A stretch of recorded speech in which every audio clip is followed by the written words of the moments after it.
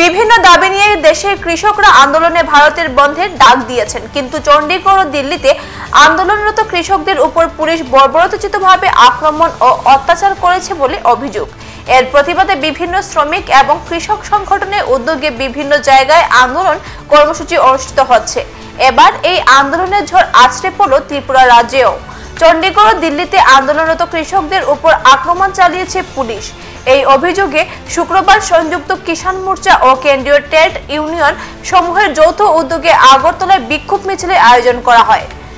এদিন রাজধানীর মেলার মাঠ এলাকার সিপিআইএম দলের পশ্চিম জেলা অফিসের সামনে থেকে বিক্ষোভ মিছিল শুরু হয়ে শহরের বিভিন্ন রাস্তা পরিক্রমা করে মেলার মাঠ এলাকায় রাস্তায় বসে বিক্ষোভ প্রদর্শন করে। এদিনের এই কর্মসূচিতে উপস্থিত ছিলেন কৃষক নেতা পবিত্র কর সহ অন্যান্য নেতৃবৃন্দ এবং বিভিন্ন কর্মচারী ফেডারেশন, পরিবহন এর সঙ্গে যুক্ত শ্রমিকরা, দেশে গ্রামীণ ভারত বন্ধ, শিল্প ধর্মঘট এবং বিভিন্ন পরিষেবা ক্ষেত্রে ধর্মঘটের ডাক দিয়েছিল। এবং আজকে এখন পর্যন্ত আমরা যা দেখছি, খবর যা এসেছে, রাজধানী দিল্লি, উত্তরপ্রদেশ, বিহার, রাজস্থান সহ গোটা দেশ স্তব্ধ হয়ে গেছে। রেল বন্ধ, পরিবহন শ্রমিকদের চাক্কা জামের ব্যাপক প্রভাব পড়েছে পরিবহন শিল্পের উপর। আমরা আমাদের রাজ্যের যে খবর পেয়েছি, গ্রামীণ এলাকার মানুষ তারা কৃষির বিভিন্ন কাজে যায়নি এবং পরিবহনের সঙ্গে যুক্ত যারা আছে তারাও এই ধর্মঘটে আমাদের রাজ্যের মধ্যেও সামিল হয়েছেন। বিস্তৃত খবর হয়তো আমরা আরো পরে পাবো। ব্যাপক প্রচার আমরা করেছিলাম, মানুষের কাছ থেকে সারা আমরা পেয়েছিলাম।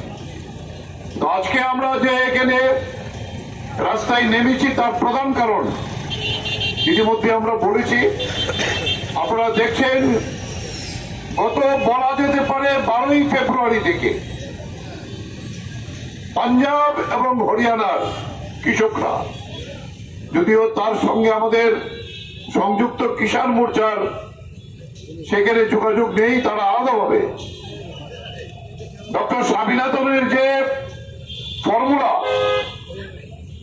ন্যূনতম সহায়ক মূল্য দিতে হবে, উৎপাদনের যে খরচ তার 1.5 গুণ দাম দিতে হবে, সরকারি বেসরকারি কৃষি ঋণ মুকুব করতে হবে, এই দুটোই প্রধান দাবি।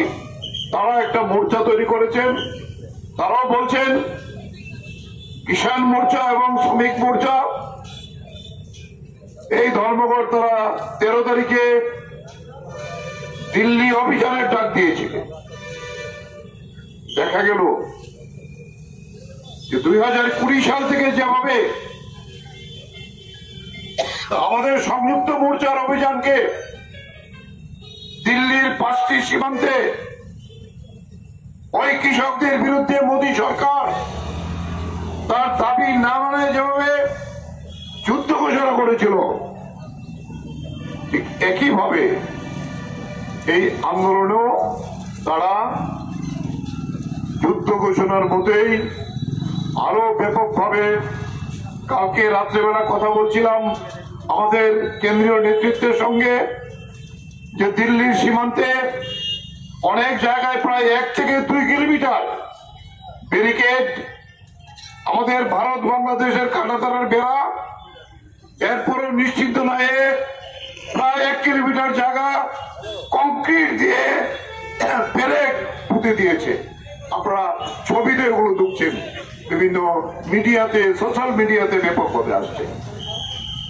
এবং 14 তারিখে দেখা গেল এরপরেও যখন এগুলো মারিয়ে কৃষকদের ট্রাক্টর দিল্লি অভিমুখে রওনা হয়েছে, সমস্ত পুলিশের বাধা পেরিয়ে ব্যাপকভাবে তাদের উপর আক্রমণ নামিয়ে এনেছে।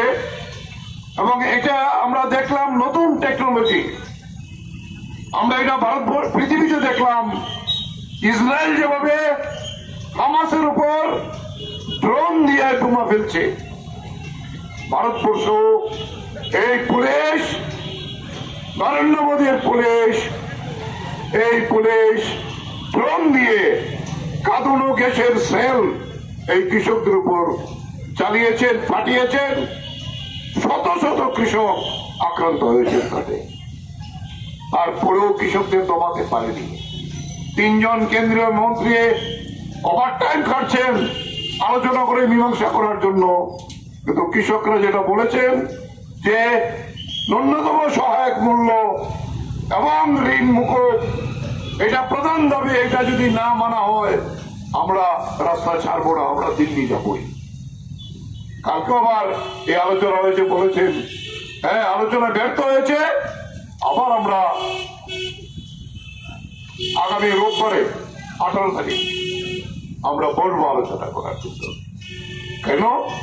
নির্বাচন আসছে, যে হোক, যদিও সংযুক্ত মোর্চার সঙ্গে নেই তারা, কিন্তু কৃষক তার মূল দাবি আছে সেখানে, এবং এদের উপরে যে অত্যাচার চালিয়েছে আপনারা কালকে হয়তো বিভিন্ন মিডিয়াতে দেখেছেন। আমাদের দেশের এবং পৃথিবীর অন্যতম শ্রেষ্ঠ কৃষি বিজ্ঞানী ডক্টর স্বামীনাথনকে এবার ভারত রত্ন উপাধি দিয়েছেন। এখনকার মতো বিদায় নিচ্ছি, পরবর্তী সংবাদ পেতে আমাদের সাথে থাকুন। ধন্যবাদ।